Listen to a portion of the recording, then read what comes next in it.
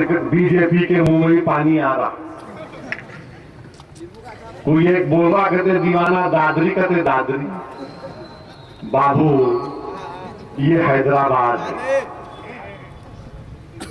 तुम्हारे दांत के दांत नहीं निकले होंगे अभी, तुम दादरी की बात कर रहे हैं।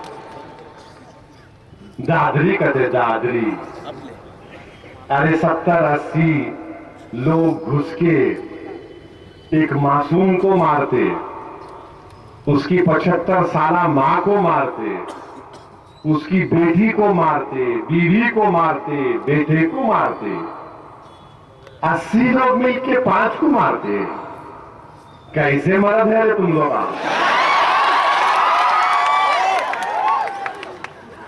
थू 80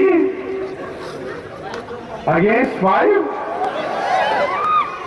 क्या बात है, क्या बात है।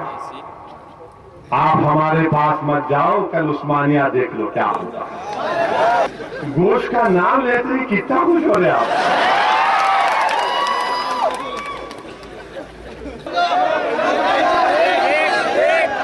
मगर गोश्त का नाम लिए तो एक्साइटेड हो जाते हैं।